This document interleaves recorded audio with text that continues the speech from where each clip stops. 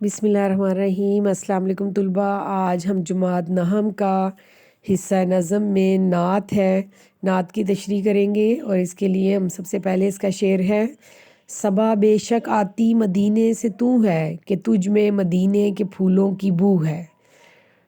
اس کا پہلا شعر ہے، سب سے پہلے لکھیں گے حوالہ کلام، اس کے بعد نظم کا نام نعت، شاعر کا نام امیر منائی، صنف ہے یہ ایک نظم، اور ماخذ ہے محمد خاتم النبیین صلی اللہ علیہ وآلہ وسلم۔ مفہوم ہے اس شعر کا کہ اے صبح کے وقت چلنے والی ہوا، بے شک تو مدینے سے ہو کر آ رہی ہے، کیونکہ تجھ میں مدینے کے پھولوں کی خوشبو شامل ہے۔ پھر اس کے بعد تشریح کی ہیڈنگ دیں گے، تفصیلیہ کی علامت لگائیں گے، اور سب سے پہلے تشریح میں ہم لکھیں گے جو میں نے آپ کو لائنز بتائی ہوئی ہیں کہ ہر شعر کی تشریح سے پہلے آپ نے یہ لکھنا ہے۔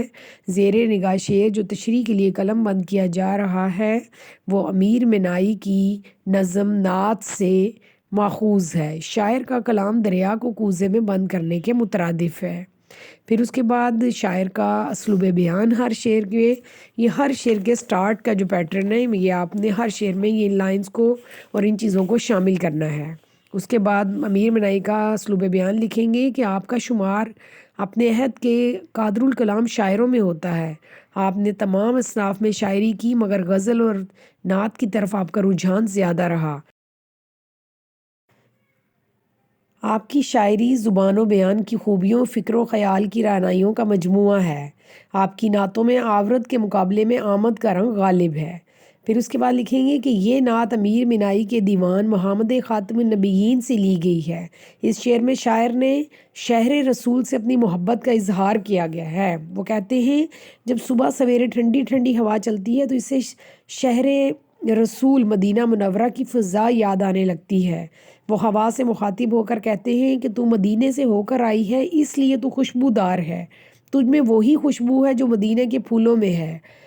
شاعر ہوا سے مخاطب ہو کر کہتے ہیں کہ اے ہوا، مجھے یقین ہے کہ تو مدینے سے ہو کر آتی ہے، کیونکہ مجھے تجھ میں مدینے کے پھولوں کی خوشبو محسوس ہوتی ہے۔ یہ ایک اور شعر میں امیر منائی کہتے ہیں کہ یاد جب مجھ کو مدینے کی فضا آتی ہے، سانس لیتا ہوں تو جنت کی ہوا آتی ہے۔ شاعر جس کیفیت میں ہے وہ محبت رسول میں کمال کا درجہ حاصل ہونے کے بعد خوش نصیبوں کو بھی نصیب ہوتی ہے۔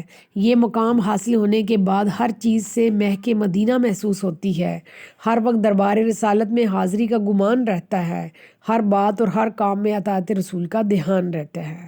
اب اس کے شعر نمبر 2 کی تشریح کریں گے۔ پہلے شعر نمبر 2 ہے: سنی ہم نے طوطی و بلبل کی باتیں، تیرا تذکرہ ہے تیری گفتگو ہے۔ حوالہ کلام، نظم کا نام نعت، شاعر کا نام امیر منائی، صنف نظم، ماخذ محمد خاتم النبیین صلی اللہ علیہ وآلہ وسلم۔ مفہوم لکھیں گے: ہم نے طوطی اور بلبل کی باتیں سنی ہیں، وہ بھی حضور صلی اللہ علیہ وسلم کی تعریف کے گیت گا رہی ہیں۔ اب تشریح لکھیں گے، اس کی سٹارٹ کریں گے کہ نعت کے اسی طرح پہلے زیر نگاہ شعر والی لائنز ایڈ کریں گے، پھر شاعر کا اسلوب بیان لکھیں گے، اس کے بعد آگے ہم یہ لکھیں گے کہ نعت کے اس شعر میں شاعر نے حضور صلی اللہ علیہ وسلم کی شان بیان کی ہے۔ شاعر کہتے ہیں کہ پرندے بھی آپ صلی اللہ علیہ وسلم کے مبارک ذکر میں مصروف ہیں، وہ آپ کے بارے میں باتیں کرتے ہیں۔ شاعر طوطی و بلبل کا ذکر کرتے ہوئے کہتے ہیں کہ میں نے خود ان کی باتیں سنی ہیں، وہ آپ صلی اللہ علیہ وسلم کی تعریف میں مشغول ہیں۔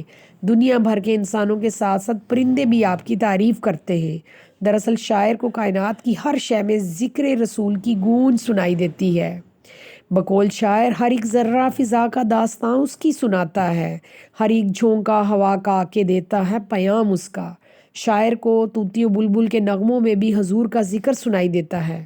اسے محسوس ہوتا ہے کہ یہ خوبصورت اور سریلی آوازیں دراصل حضور صلی اللہ علیہ وسلم پر پرندوں کا درود و سلام ہے۔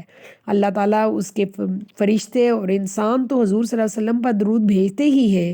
شاعر کہتا ہے کہ پرندے بھی آپ پر صلی اللہ علیہ وسلم پر سلام بھیج رہے ہیں، وہ بھی آپ سے محبت کرتے ہیں۔ پرندوں کی گفتگو اصل میں ذکر مصطفیٰ ہی ہے۔